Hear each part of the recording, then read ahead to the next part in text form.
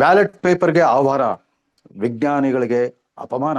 ಯಾವ ಪುರುಷಾರ್ಥಕ್ಕಾಗಿ ಈ Siddaramaiah, D K Shivakumar ನೇತೃತ್ವದ ಕಾಂಗ್ರೆಸ್ ಸರ್ಕಾರ ಬೆಂಗಳೂರು ಮಹಾನಗರ ಪಾಲಿಕೆಯನ್ನು ಬೃಹತ್ ಬೆಂಗಳೂರು ಅಂತ ಮರುನಾಮಕರಣ ಮಾಡಬೇಕಾಗಿತ್ತೇನೋ ಗೊತ್ತಾಗ್ತಾ ಇಲ್ಲ.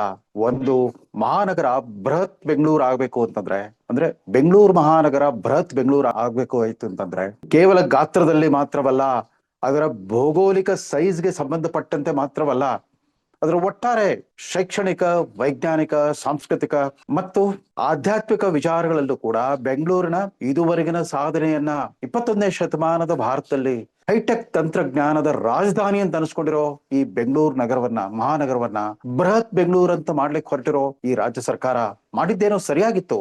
ಆದ್ರೆ ಬೃಹತ್ ಬೆಂಗಳೂರಿನ 5 ನೂತನವಾಗಿ ಅಸ್ತಿತ್ವಕ್ಕೆ ಬಂದ ಮಹಾನಗರ ಪಾಲಿಕೆಗಳ ಚುನಾವಣೆಯನ್ನ ಇವರು ಎಲೆಕ್ಟ್ರಾನಿಕ್ ವೋಟಿಂಗ್ ಮಷೀನ್ಗಳ ಬದಲು ಬ್ಯಾಲೆಟ್ ಪೇಪರ್ ಮೂಲಕ ಮಾಡಿಸ್ತಾರಂತೆ. ಮತ್ತೆ ಬ್ಯಾಲೆಟ್ ಪೇಪರ್ ಯುಗಕ್ಕೆ ವಾಪಸ್ ಹೋಗೋದು ಅಂತಂದ್ರೆ ಶಿಲಾಯುಗಕ್ಕೆ ವಾಪಸ್ ಹೋದಂತೆ.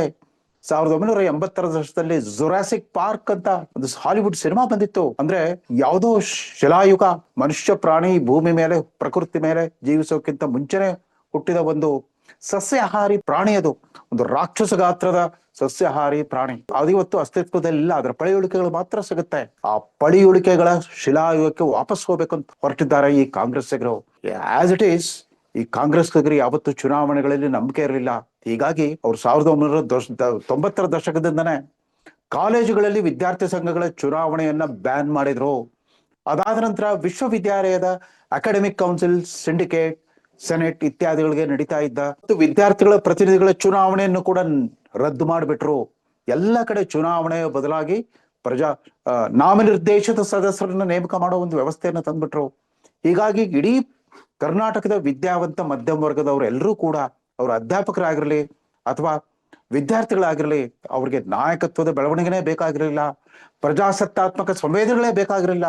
ಎಲ್ಲವನ್ನು ಬ್ಯಾನ್ ಮಾಡ್ತಾ ಬಂದ್ಬಿಟ್ಟು ಕೇವಲ ನಾಮಿನೇಟೆಡ್ ಮೆಂಬರ್ಗಳ ಅಕಾಡೆಮಿಕ್ ಕೌನ್ಸಿಲ್ ಮತ್ತು ಸಿಂಡಿಕೇಟ್ಗಳನ್ನ ಸೃಷ್ಟಿ ಮಾಡಿದ್ರು ಈ ಕಾಂಗ್ರೆಸ್ಸಿಗರು. ಇದೀಗ ಅವ್ರಿಗೆ ಸಾರ್ವತ್ರಿಕ ಚುನಾವಣೆಗಳಲ್ಲಿ ಕಳೆದ 25 ವರ್ಷಗಳಿಂದ ಅತ್ಯಂತ ಸುವ್ಯವಸ್ಥಿತವಾಗಿ, ವಿಶ್ವಾಸಾರ್ಹವಾಗಿ ನಡ್ಕೊಂಡು ಬಂದಿರೋ ಆ ಎಲೆಕ್ಟ್ರಾನಿಕ್ ವೋಟಿಂಗ್ ಮಷೀನ್ಗಳ ವ್ಯವಸ್ಥೆಯನ್ನು ಕೂಡ ಧಿಕ್ಕರಿಸ್ಲಿಕ್ಕೆ ಹೊರಟಿದ್ದಾರೆ. ಯಾಕೆ ಅಂತಂದ್ರೆ, ಸ್ವತಃ ಸಿದ್ದರಾಮಯ್ಯನವರು ಒಬ್ಬರು ವಿಚಾರವಾದಿ ಅಂತ ಗುರುತಿಸಲ್ಪಟ್ಟವರು. ರಾಜ್ಯದ ಎಲ್ಲ ವಿಚಾರವಾದಿಗಳು, ಎಡಪಂಥೀಯರ ಚಿಂತಕರೆಲ್ಲ ಅವರು ಒಡ್ಡೋಲಕದಲ್ಲಿದ್ದಾರೆ.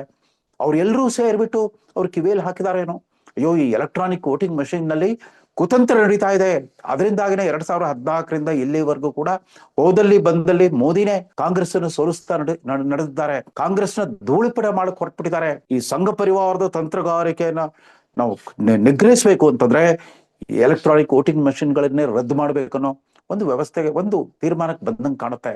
ಅಂದಹಾಗೆ ರಾಜ್ಯ ಮುಖ್ಯ ಚುನಾವಣಾಧಿಕಾರಿಯವರು ಕೂಡ ಕೇವಲ 2 ತಿಂಗಳ ಹಿಂದೆ ರಾಷ್ಟ್ರದ ಮುಖ್ಯ ಚುನಾವಣಾ ಆಯುಕ್ತರ ಅಭಿಪ್ರಾಯವನ್ನ ಅನುಮೋದಿಸಿಬಿಟ್ಟು ಎಲೆಕ್ಟ್ರಾನಿಕ್ ವೋಟಿಂಗ್ ಮಷೀನ್ಗಳ ವಿಶ್ವಾಸಾರ್ಹತೆ ಮತ್ತು ಭದ್ರತೆ ಬಗ್ಗೆ ಬಹಳ ಅವರೇ ಸ್ವತಃ ಮಾತಾಡಿದವರು. ನಿನ್ನೆ ಇದ್ದಕ್ಕಿದ್ದಂತೆ ಪತ್ರಿಕಾಗೋಷ್ಠಿ ಕರೆದುಬಿಟ್ಟು ಅದರಲ್ಲಿ ಏನಿದೆ, ಪ್ರಪಂಚದ ಮುಂದುವರಿದ ರಾಷ್ಟ್ರಗಳಾದ ಅಮೆರಿಕ, ಬ್ರಿಟನ್ ನಲ್ಲಿ ಕೂಡ ಬ್ಯಾಲೆಟ್ ಪೇಪರ್ ಚುನಾವಣೆ ನಡೆಯುತ್ತೆ, ನಾವ್ಯಾಕೆ ಬ್ಯಾಲೆಟ್ ಪೇಪರ್ ಹೋಗಬಾರದು, ಆದ್ರೆ ಲೋಕಸಭೆ, ವಿಧಾನಸಭೆಗೆ ಮಾತ್ರ ಎಲೆಕ್ಟ್ರಾನಿಕ್ ವೋಟಿಂಗ್ ಮಷೀನ್ಗಳು. ಅಲ್ಲೂ ಕೂಡ ದ್ವಂದ್ವ ಇತ್ತು. ಬ್ಯಾಲೆಟ್ ಪೇಪರ್ಗಳಲ್ಲೂ ಏನ್ ತಪ್ಪಿಲ್ಲ, ಎಲೆಕ್ಟ್ರಾನಿಕ್ ವೋಟಿಂಗ್ ಮಷೀನ್ಗಳಲ್ಲೂ ಕೂಡ ಏನು ದೋಷ ಇಲ್ಲ ಅಂತ. ಇದರಲ್ಲಿ ಅತಿ ದೊಡ್ಡ ವಿಪರ್ಯಾಸ ಅಂತಂದ್ರೆ, ಯಾವ ರಾಹುಲ್ ಗಾಂಧಿಯವರ ತಂದೆ ದಿವಂಗತ ರಾಜೀವ್ ಗಾಂಧಿಯವರು 1984 ಅಕ್ಟೋಬರ್ 30ಕ್ಕೆ ಪ್ರಧಾನಮಂತ್ರಿಯಾಗಿ ವಹಿಸಿಕೊಂಡಾಗಿಂದ ಈ ದೇಶಕ್ಕೆ ಆಧುನಿಕ ತಂತ್ರಜ್ಞಾನವನ್ನ ಪರಿಚಯಿಸಿದ್ರು ಅಂತ ತಮ್ಮಷ್ಟು ತಾವೇ ಬೆನ್ ತಟ್ಕೊಂಡು ಜೈಕಾರ ಹೇಳೋ ಕಾಂಗ್ರೆಸ್ಸಿಗರು ಮರ್ತೇ ಬಿಟ್ರ ರಾಜೀವ್ ಗಾಂಧಿಯನ್ನ. ರಾಜೀವ್ ಗಾಂಧಿಯವರ ಅತ್ಯಂತ ಆಪ್ತ ಸಲಹೆಗಾರ, ಇವತ್ತು ಕೂಡ ರಾಹುಲ್ ಗಾಂಧಿಯವರ ಬೌದ್ಧಿಕ ಚಿಂತಕ ಮತ್ತು ಸಲಹೆಗಾರ ಸ್ಯಾಮ್ ಪಿತ್ರೋಡಾ ಈ ದೇಶದಲ್ಲಿ 80ರ ದಶಕದಲ್ಲಿ ಮೊದಲು STD ರೆವಲ್ಯೂಷನ್ ಅಂತ ತಂದಿದ್ರು, ಟೆಲಿಫೋನ್ ಬೂತ್ಗಳ ರೆವಲ್ಯೂಷನ್ ತಂದ್ರು. ಅದಾದ ನಂತರ ಮೊಬೈಲ್ ಫೋನ್ ಕ್ರಾಂತಿ ಕೂಡ ಅವರೇ ಕಾರಣರಾದ್ರು ಅಂತೆಲ್ಲ ಹೇಳ್ಕೊಳ್ತಾರೆ. ಜೊತೆಗೆ ಕಂಪ್ಯೂಟರ್ ತಂತ್ರಜ್ಞಾನಕ್ಕೆ ಉತ್ತೇಜನ ಕೊಟ್ಟಿದ್ದು ಕೂಡ ರಾಜೀವ್ ಗಾಂಧಿ ಮತ್ತು ಈ ಸ್ಯಾಮ್ ಪಿತ್ರೋಡಾ ಜೋಡಿ ಅಂತ ಇತಿಹಾಸ ಹೇಳೋ ಕಾಂಗ್ರೆಸ್ಸಿಗರು. ಇದ್ದಕ್ಕಿದ್ದಂತೆ ಅವರಲ್ಲಿ ವಿಶ್ವಾಸ ಹೊರಟೋಯ್ತಾ? ರಾಜೀವ್ ಗಾಂಧಿಯವರ ಆ ದೂರದರ್ಶಿತ್ವದ ಬಗ್ಗೆ, ತಂತ್ರಜ್ಞಾನಾಧಾರಿತ ಭಾರತದ ಬಗ್ಗೆ ಅವರು ಕಂಡ ಕನಸುಗಳಲ್ಲಿ ಇವತ್ತು ಇವ್ರಿಗೆ ನಂಬಿಕೆ ಹೊರಟು ಹೋಗ್ಬಿಡ್ತಾ? ಏನೇನ್ ಮಾಡ್ಲಿಕ್ಕೆ ಹೊರಟಿದ್ದಾರೆ? ಅದರಲ್ಲೂ ಕರ್ನಾಟಕದಲ್ಲಿ EVM ತಂತ್ರಜ್ಞಾನಗಳನ್ನ ತಿರಸ್ಕರಿಸೋದು ಅಂತಂದ್ರೆ, ಕರ್ನಾಟಕದಲ್ಲೇ ಹುಟ್ಟಿದ ಮತ್ತು ಭಾರತದ ನವರತ್ನ ಉದ್ಯಮಗಳ ಪೈಕಿ ಒಂದಾದ ಅಂದ್ರೆ ಜವಾಹರ್ಲಾಲ್ ನೆಹರೂರವರು ಯಾವುದನ್ನ ನವಭಾರತದ ದೇವಾಲಯಗಳು ಅಂತ ಕರಿತಾ ಇದ್ರು ಅಂತ ನವರತ್ನ ಉದ್ಯಮಗಳ ಪೈಕಿ ಅಂದ್ರೆ ಸಾರ್ವಜನಿಕ ಉದ್ಯಮಗಳ ಪೈಕಿ ಒಂದಾಗಿತ್ತು ಈ BEL ಕಾರ್ಖಾನೆ. ಬೆಂಗಳೂರು ಕೇಂದ್ರಿತ BEL ಕಾರ್ಖಾನೆಯ ವಿಜ್ಞಾನಿಗಳು ಮತ್ತು ತಂತ್ರಜ್ಞಾನಿಗಳೇ ತಮ್ಮ ಅಪ್ರತಿಮ ಪ್ರತಿಭೆ ಮತ್ತು ಅನುಭವವನ್ನು ಬಳಸ್ಕೊಂಡ್ಬಿಟ್ಟು ಈ EVM ಯಂತ್ರಗಳನ್ನ ಅಭಿವೃದ್ಧಿಪಡಿಸಿದ್ರು.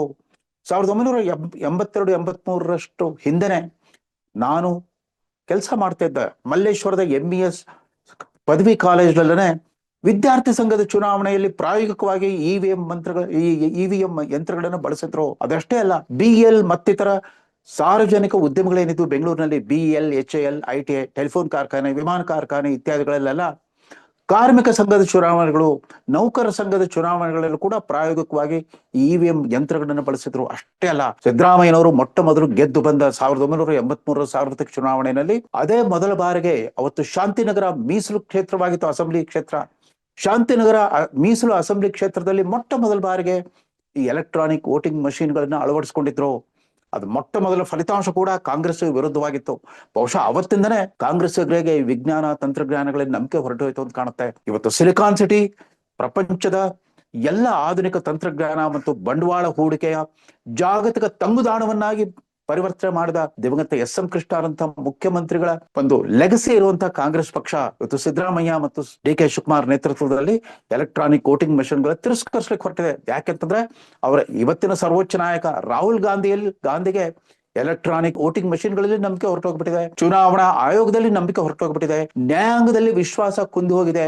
ಅದರಿಂದಾಗಿ ಅವ್ರಿಗೆ ಮತ್ತೆ ಬ್ಯಾಲೆಟ್ ಪೇಪರ್ಗೆ ಹೋಗೋಣ, ಮತ್ತೆ ಶಿಲಾಯುಗಕ್ಕೆ ಹೋಗೋಣ ಅನ್ನೋ ಒಂದು ತುಡಿತ ಶುರುವಾಗಿರ್ಬೋದು. ಇದು ಎಲೆಕ್ಟ್ರಾನಿಕ್ ವೋಟಿಂಗ್ ಮಷಿನ್ ಅನ್ನ ಇಡೀ ಪ್ರಪಂಚದ ಅತಿ ದೊಡ್ಡ ಪ್ರಜಾಪ್ರಭುತ್ವ ರಾಷ್ಟ್ರವಾದ ಭಾರತದ ಕಳೆದ ಸಾರ್ವತ್ರಿಕ ಚುನಾವಣೆಗಳಲ್ಲಿ 98 ಕೋಟಿ ಮತದಾರರು ಇವೇ EVM ಯಂತ್ರಗಳ ಮೂಲಕ ತಮ್ಮ ಅಭಿಪ್ರಾಯವನ್ನು ವ್ಯಕ್ತಪಡಿಸಿದ್ರು. ಚುನಾವಣೆ ಫಲಿತಾಂಶ ಬಂದಿತ್ತು, ಸ್ವತಃ ಮೋದಿ ಅವರಿಗೆ ಹಿನ್ನಡೆ ಆಗಿತ್ತು. ಆದ್ರೂ ಕೂಡ ಇವರಿಗೆ ವಿಶ್ವಾಸ ಬರ್ತಾ ಇಲ್ಲ. ಇದು ಅತ್ಯಂತ ಬರೀ ಕೇವಲ ವಿಜ್ಞಾನ ಮತ್ತು ತಂತ್ರಜ್ಞಾನಕ್ಕೆ ಮಾಡುವ ಅಪಚಾರ ಮಾತ್ರವಲ್ಲ, ನಮ್ಮ ವಿಜ್ಞಾನಿಗಳು ಮತ್ತು ತಂತ್ರಜ್ಞಾನಿಗಳಿಗೆ ಮಾತ್ರ ಮಾಡೋ ಅಪಮಾನವಲ್ಲ, ಪ್ರಜಾಪ್ರಭುತ್ವ ವ್ಯವಸ್ಥೆಗೆ, 21ನೇ ಶತಮಾನದ ಪ್ರಜಾಪ್ರಭುತ್ವ ವ್ಯವಸ್ಥೆಗೆ ಮಾಡ್ತಿರೋ ಅಪಚಾರ ಅಂತ ಹೇಳ್ತಾ ಸಿದ್ದರಾಮಯ್ಯನವರು ಇದ್ರ ಬಗ್ಗೆ ಮರುಚಿಂತನೆ ಮಾಡ್ಲಿ, ರಾಜ್ಯ ಚುನಾವಣಾ ಮುಖ್ಯಾಧಿಕಾರಿಗಳಿಗೆ ಮತ್ತೊಂದು ಅಭಿಪ್ರಾಯವನ್ನ ತಿಳಿಸ್ಲಿ. ಬೇಡ ಬ್ಯಾಲೆಟ್ ಪೇಪರ್ ಬೇಡ, ಎಲೆಕ್ಟ್ರಾನಿಕ್ ವೋಟಿಂಗ್ ಮೆಷಿನ್ಗಳ ಮೂಲಕವೇ ನಡೀಲಿ. ಆದ್ರೆ ಯಾವುದೇ ಅಕ್ರಮ ಜರುಗದಂತೆ ಮುಂಜಾಗ್ರತೆ ವಹಿಸ್ಕೊಳ್ಳಿ ಅಂತ ಹೇಳಿದ್ರೆ ಬೆಂಗಳೂರಿನಲ್ಲೇ ನೆಲೆಸಿರೋ ಅನೇಕ ಸುಪ್ರಸಿದ್ಧ ವಿಖ್ಯಾತಿವೆತ್ತ ಹಾಲಿ ಮತ್ತು ನಿವೃತ್ತ ವಿಜ್ಞಾನಿಗಳು ಚುನಾವಣಾ ಆಯೋಗಕ್ಕೆ ಸಹಕಾರ ಕೊಡ್ಲಿಕ್ಕೆ, ಸಹಾಯ ಮಾಡ್ಲಿಕ್ಕೆ ಸಿದ್ಧರಿದ್ದಾರೆ. ಇದೊಂದು ಅತ್ಯಂತ ದುರದೃಷ್ಟಕರ ಘಟನೆ ಅಂತ ಹೇಳ್ತಾ ಈ ಸಂಚಿಕೆ ಮುಗಿಸ್ತಾ ಇದ್ದೇನೆ. ನಮಸ್ಕಾರ.